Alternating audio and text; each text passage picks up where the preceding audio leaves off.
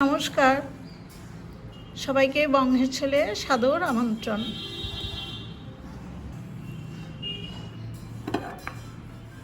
আজ আমি গোবিন্দভোগ চাল দিয়ে পোলাও রান্না করেছি। সম্পূর্ণ নিরামিষ সেই পোলাও যে কোনো নিরামিষ দিন বা যে কোনো দিনেই খাওয়া যায়। শীতকাল বা গরমকাল যে কোনো সময় এই পোলাওটা খেতে খুব ভালো লাগে। আমি খুব কম উপকরণ এবং খুব সহজেই রান্নাটা করেছি। পোলাওটা সকলেরই প্রিয় হয়। আমি এখন আপনাদের দেখাবো কিভাবে আমি এই পোলাওটা রান্না করলাম। রান্নাটা করবার জন্য দেখুন, আমি প্রথমে 600 গ্রাম গোবিন্দভোগ চাল, এই চালটা আমি ভালো করে ধুয়ে স্ট্রেনারে জল ঝরাতে দিয়ে দিয়েছি। পোলাও করবার জন্য চাল প্রধান উপকরণের মধ্যে পড়ছে, আর থাকছে কুচানো আদা। এখানে 50 গ্রাম খুব সরু করে আদা কুচিয়ে নিয়েছি, 50 গ্রাম কিশমিশ, 50 গ্রাম কাজু বাদাম, মাঝখান দিয়ে ভেঙে রাখা কাজুগুলো, আর প্রায় 7-8 গ্রাম মতো আমার গরম মশলা আছে, গোটা গরম মশলা।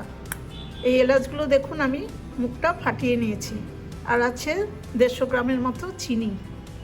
এই কাজু কিশমিশ গরম মশলা এগুলো কিন্তু আমি সব ধুয়ে জল ঝরিয়ে নিয়েছি। রান্না করতে করতে আমি পরিমাণগুলো হলুদ, লবণের বা ঘি সব দেখিয়ে দেবো।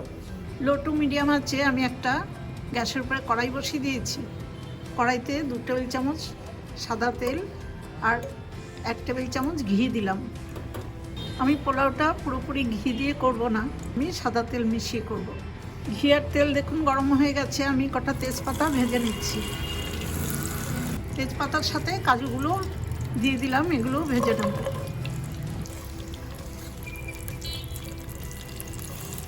লো টু মিডিয়াম আছে কয়েক সেকেন্ড কাজুটা ভেজে আমি এর মধ্যে যে 50 গ্রাম কিশমিশ রেখেছি ধুয়ে জল ঝরিয়ে সেটাও দিয়ে দিলাম। কিশমিশটা আমি খুব বেশি ভাজবো না, অল্প করে কিশমিশটা ভেজেই তুলে নেব।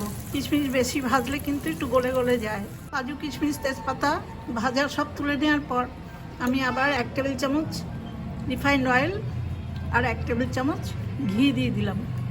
এগুলো সব গাওয়া ঘি, কড়াইতে কিছুটা ছিল।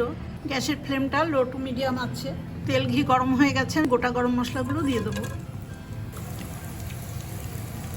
1 সেকেন্ড দেখুন গরম মশলাটা ভেজে নিয়েছি। এবার আমার কুচিয়ে রাখা বা ছোটো করে কেটে রাখা আদাগুলো দিয়ে দিলাম। গরম মশলার সাথে এবার এই আদাগুলো খুব ভালো করে ভেজে নেব। গরম মশলার সাথে আদাটাও খুব ভালো করে ভাজা হয়ে গেছে। এবার ধুয়ে জল ঝরিয়ে রাখা গোবিন্দভোগ চালগুলো আমি সব কড়াইতে দিয়ে দেবো।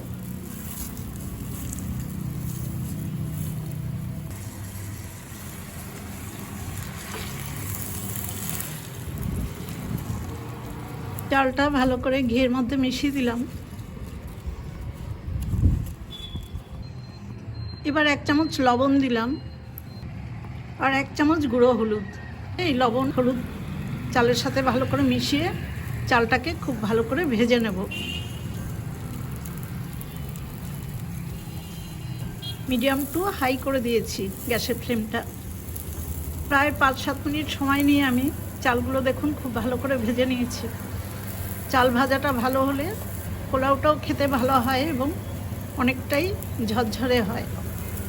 দেখুন আমি এই বাটিটা 3 বাটি চাল নিয়েছি, সেই কারণে আমি এর দ্বিগুণ জল মানে 6 বাটি জল পাশে বার্নারে একটা হাঁড়িতে দিয়ে সেই হাঁড়ির জলটা ফুটিয়ে নিয়েছি।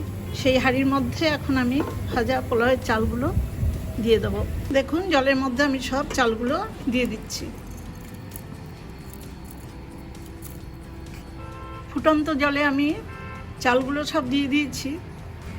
এবার পরিমাণ মতো আমি চিনিও দিয়ে দিলাম,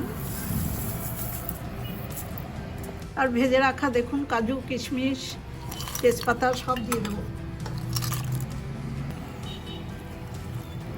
মিডিয়াম আছে আমি হাঁড়িটা ঢাকা দিয়ে দিলাম। 4-5 মিনিট বাদেই আমি একবার খুলব। 5 মিনিট পর ঢাকাটা খুলছি। দেখুন এখনও আরেকটু চালটা সেদ্ধ হবে আর জলটাও টেনে যাবে ততক্ষণে। আমি এই অবস্থায় আবার ঢেকে রাখবো। লো আছে প্রায় 10 মিনিট পর আমি ঢাকাটা খুলে নিয়েছি। রান্নাটা হয়ে গেছে আমার।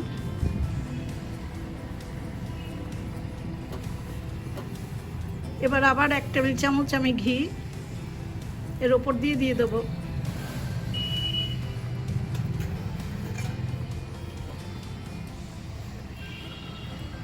এই অবস্থায় পোলাওটা আবার ঢেকে দিলাম, দিয়ে গ্যাসের ফ্লেমটা অফ করে দিয়ে আমি আরও 5 থেকে 10 মিনিট বাদে গরম গরম সার্ভ করব।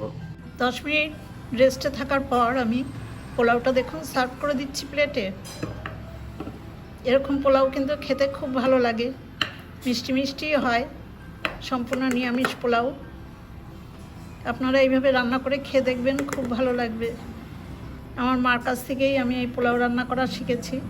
এই পোলাও দিয়ে নিরামিষ বা আমিষ যে কোনো তরকারির সাথে খাওয়া যায়। এই পোলাও রান্নার রেসিপিটা দেখে আপনাদের যদি ভালো লাগে তাহলে আমার ছোট্ট চ্যানেলটাকে সাবস্ক্রাইব করে আমার পাশে থাকবেন, বেল আইকনটাও প্রেস করে দেবেন, লাইক করবেন, শেয়ার করবেন আর কমেন্টস করে জানাবেন কেমন হলো। সবাই খুব ভালো থাকবেন, সুস্থ থাকবেন। ধন্যবাদ।